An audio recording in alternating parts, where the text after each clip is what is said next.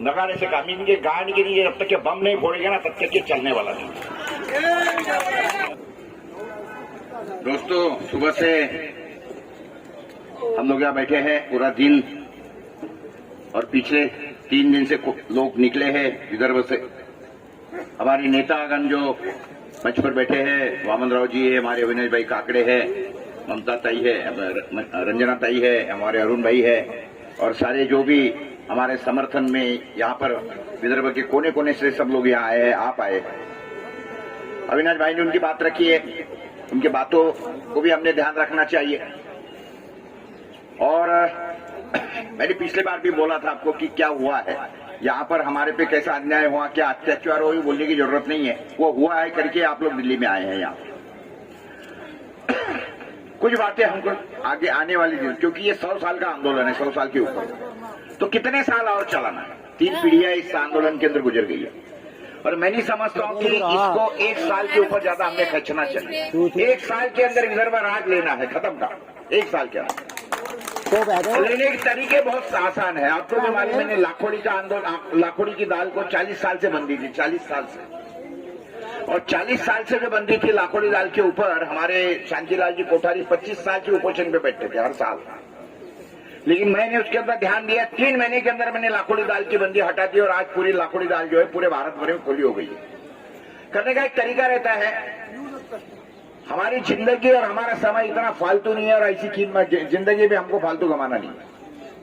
जैसे नेताओं का समय कीमती है, उससे भी ज्यादा समय हमारा कीमती है, क्योंकि उन नेताओं को हम चुन के देते हैं।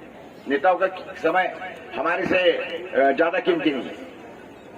तो एक बात समझने की है कि पहली बात अविनाश ने जो बोला कि देखिए इसके आगे अगर इलेक्शन होता है 2023 का 24 का जो भी इलेक्शन होगा, सबसे पहली बात तो हमको एक कसम खानी है कि अगर विदर्भ में से कोई आमदार अगर चुन के देना है तो ये बीजेपी का, सेना का, कांग्रेस का, तीनों निकट्टू पार्टियों का एक भी आमदार चुन के आना नहीं चाहिए। ये पहले कसम खानी। और आने वाले दिनों के अंदर, आने वाले आपके हाथ में 2 साल है, 2 साल है सिर्फ, और 2 साल के अंदर आपको कसम खाना है कि गांव के अंदर आपको यही संदेश देना है। एक, तीनों पार्टियां पहले हकाल दो, क्योंकि तीनों ने हमको धोखा दिया है, सबसे पहली बात। और अगर आमदार खड़ा रहेगा और चुन के आएगा तो सिर्फ हमारा जय विदर्भ पार्टी का, जय विदर्भ पार्टी के समर्थन का आमदार चुनेगा। ये एक विषय करना है, ये एक विषय करना है। और दूसरी बात ऐसा है कि ये जो आमदार फिलहाल में हमारे विदर्भ के अंदर है, 3 हमारे जो अधिवेशन है वो रद्द हो जाते हैं। 3 अधिवेशन रद्द हुए जो कि कानून से हमारा हक बनता है, और 3 अधिवेशन रद्द होने के बाद में भी ये जो हमारे 62 आमदार है, ये अगर इसके बारे में सादा निषेध भी नहीं व्यक्त करते तो पहले तो इन आमदारों के घरों को भी घेराव करना है आने वाले दिनों में। हिम्मत कैसे होती है तुमको, इन लोगों को हिम्मत कैसे होती है 3 अधिवेशन रद्द करने की। और हमारे आमदार इतने निकट हुए, जो भी है, जो भी पार्टी के हैं, इनको लाज और शर्म लगनी चाहिए। और जो भी हमारे खासदार है, 10 खासदार है हमारे, तो 10 खासदार है ना, तो आने वाले दिनों के अंदर हमारे जो भी पार्टी का होगा कोई लेना देना नहीं। ये हमारे खासदार है, हमारे सांसद है, इनके घरों को भी हमको आंदोलन करना है। उसके बारे में हमको एक नीति तय करनी पड़ेगी। हमारे नेता जो वामन राव जी तरफ इसके बारे में जो आदेश देंगे वो हमको मंजूर रहेगा। और आने वाले दिनों के अंदर जो विदर्भ से जो भी ट्रेन जाएगी, वो ट्रेन के ऊपर लिखा जाएगा पृथक विदर्भ हमारा अधिकार है। हर स्टेशन के अंदर वो गाड़ी के ऊपर लिखना है। वो भी आंदोलन हमको छेड़ना है आने वाले दिनों में, उसकी नीति तय करनी है। और 1 मई का तो हम ऑलरेडी उसके बारे में चर्चा करें। उसके बारे में भी हम उसका मोडस ऑपरेंडी ठहरा रहे हैं, उसका दिशा ठहरा रहे हैं कि महाराष्ट्र के अंदर अगर हमारे 3 आंदोलन, अगर 3 अधिवेशन रद्द किए हैं, तो इसका मतलब ये है कि महाराष्ट्र वालों ने हमको हवा में छोड़ दिया, वो हमको गिनती नहीं है और उनके अकाउंट में हमें नहीं। तो इनकी नाम का टीका लगाने की हमको कोई जरूरत नहीं है। 1 मई को महाराष्ट्र शासन का एक भी बोर्ड मुझे विदर्भ में नहीं दिखना चाहिए। जितने बोर्ड है उसके ऊपर, सबके ऊपर विदर्भ राज लिख दो, खत्म। पकड़ो सारे पेंटर, पकड़ो सारे पेंटर, पकड़ो। 30 तारीख को सबके ऊपर काली ठोक दो, 30 अप्रैल को सबके ऊपर काली ठोक दो महाराष्ट्र शासन के ऊपर, और उसके बाद में 1 अप्रैल को सबके ऊपर विदर्भ लिख दो, खत्म। 1 मई को विदर्भ लिख दो। ये आंदोलन की दिशा है, पहली बात समझिए। इसके बारे में सारा डिटेल में चर्चा होगी, हमारे नेता इसके बारे में पूरा आपको बताएंगे। और अभी सबसे आगे क्या करना है, अगर हमको विदर्भ आंदोलन लेना है तो बहुत ज्यादा कुछ करने की जरूरत नहीं। 2.5 करोड़ का विदर्भ है, 2.5 करोड़, और 2.5 करोड़ में मुझे कितने आदमी चाहिए? 2.5 करोड़ में से मुझे कितने आदमी चाहिए? 5,000 माने कितने हो गए? 2% आदमी चाहिए मुझे, सिर्फ 2%। वो भी सिर्फ बुढ़े चाहिए जिनको घर में कुछ काम नहीं है, मेरे जैसे। मैं 70 साल का हो गया हूँ। 5,000 बुढ़िया, 5,000 बुढ़े, और दे दो मुझे, और सारे के सारों को मैं दिल्ली लेके आऊं। महाराष्ट्र में करके कोई फायदा नहीं है, सबको दिल्ली आना है। और दिल्ली के जितने भी जेल है ना, 10,000 जेल के अंदर हमको ठूसना है सीधा। इनमें दम होगा तो साले हमारे को खाना खिलाते रहो, बिल्कुल खाना खिलाते रहो। 10,000 लोग हम दिल्ली के जेलों में आने को तैयार है। हम देखते कैसे ये विदर्भ राज को घोषित नहीं करते। आसान तरीके है, बहुत आसान तरीके। और जेलों के अंदर, और वो भी सेंट्रल जेल जो है, सेंट्रल गवर्नमेंट के जेल जो है, इनको तो अभी तिहाड़ जेल जो है आपने भी देखा नहीं है, मुझे भी देखना है, क्योंकि सारे जेल में जाके आए, लेकिन साला तिहाड़ जेल में जाने का भी सौभाग्य प्राप्त नहीं हुआ है। तो तिहाड़ जेल में जाना है। तिहाड़ जेल के अंदर तो बड़े बड़े संत आसाराम बापू भी बैठे हैं, हमारे लालू प्रसाद यादव भी बैठे, सभी लोग बैठे हैं।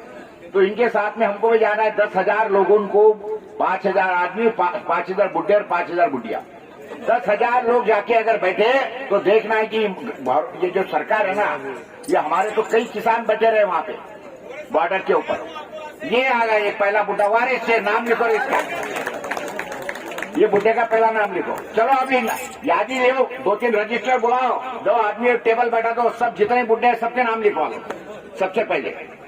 और देहदान का भी संकल्प करवा दो मेरे साथ में। हाँ, और देखो ये हमारा मानो, ये खड़ा रहो, मानो 2 मिनट खड़े रहो। देखो ये इतना जुनून चाहिए इस आदमी। देखो इधर मानो 2 मिनट इधर इधर से आजा जानो। ये इस आदमी का जुनून देखिए आप। इसने कसम खाई है कि जब तक के किसानों का, मजदूरों का राज नहीं आएगा तब तक के मैं भेड़िया नहीं निकालूंगा। और ऐसे मत समझिए कि ये भेड़िया जो है ये फोकल पाइप की है, ये सॉलिड इसकी आप इस हाथ से करो। वो आदमी जो है ना, कम से कम 10 किलो की भेड़िया हाथ में लेके चल रहा है, 10 किलो की भेड़िया। तो ऐसे संकल्प चाहिए। मानव नाम है इसका, नाम ही है मानव।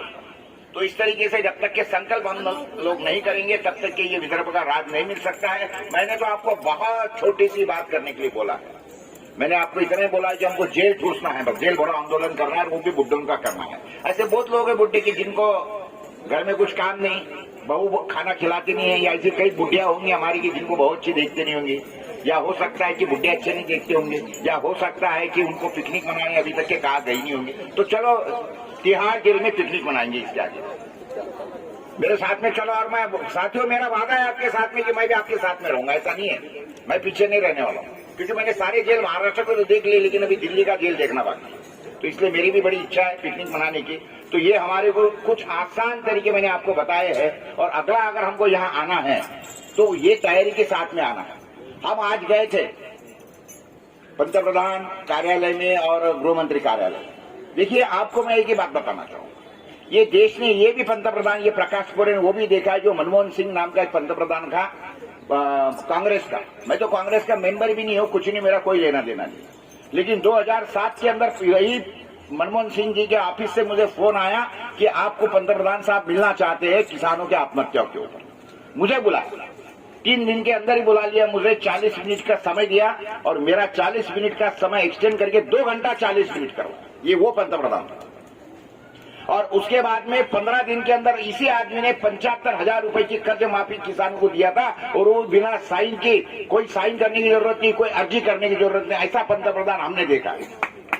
मैं कोई कांग्रेस का आदमी नहीं हूं, मुझे कोई तारीफ करने की जरूरत नहीं।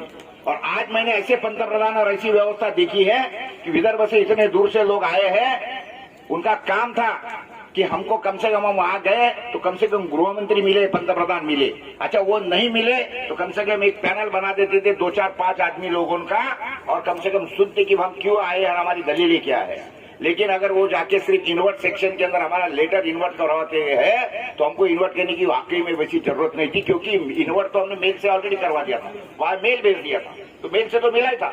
तो अभी इतनी नालायक और निकम्मी सरकार इस देश के अंदर, दिल्ली के अंदर पड़ी है कि जो लाखों किसान हमारे वहां बॉर्डर में बैठे थे, साल भर बैठे थे, तो इन लोगों ने उनके कानों पे जू नहीं रेंगे, और ना ही प्राइम मिनिस्टर ने 700 किसान मरने के बाद में थोड़ा सा भी उसके बारे में दिलगिरी व्यक्त किया। तो अभी जो है ये गेंडे की कातड़ी तो भी सच्ची रहती है, लेकिन ये गूंगे और बहरों की सरकार, और ये गूंगे और बहरों की सरकार को अगर जगाना है, नगाड़े से काम नहीं चलेगा। नगाड़े से काम, इनके गांड के लिए जब तक के बम नहीं फोड़ेगा ना तब तक के चलने वाला नहीं। तो ये सारी बातें हमको करनी पड़ेगी। आने वाले दिनों के अंदर हमारे आंदोलन की दिशा और क्या होगी, 1 साल के अंदर हमको, क्योंकि अगर हमको हमारी जिंदगी गंवाना नहीं है, इतनी सस्ती नहीं है हमारी जिंदगी और हमारा समय इतना फालतू नहीं है, एक बार हमको इनको बताना पड़ेगा। और उस तरीके से मैं समझता हूं कि हमारे नेता जो है वामनराव की चटप, आगे की रण दिशा जो है वो उसी तरीके से जो हमारे युवक है इसके अंदर आने वाले दिनों के अंदर 500 स्कूल और कॉलेजेस के अंदर हम लोग जाने वाले हैं, बच्चों के सामने रखने वाले हैं कि तुमने क्या खोया है महाराष्ट्र के साथ और अभी हमको क्या मिलाना है पृथक विदर्भ के साथ। ये सारी बातें बच्चों को बतानी पड़ेंगी, स्टूडेंट्स को बतानी पड़ेगी, और उसके बाद में तैयारी करनी है आप लोगों को सबको आने वाले इलेक्शन के 2024 के अंदर, कि मुझे बताओ उस तरीके से लोग आने वाले दिनों के अंदर मैं वही आदमियों को खड़ा करूंगा जो विदर्भ का खून जिसके रगों में दौड़ रहा है, और जो लोग विदर्भ के अधिवेशन में अपनी ताकत बता देंगे, तो ऐसे ही लोगों को आने वाले दिनों के अंदर खड़ा करने वाले हैं हम। और एक भी आदमी जो विदर्भ का द्रोही है, जो कांग्रेस का है, जो भाजपा का है, जो सेना का है, इन कमीनों को विदर्भ के अंदर घूमना फिरना हमको आने वाले दिनों में बंद करना है। यही हमारा लक्ष्य रहेगा। दोस्तों नमस्ते।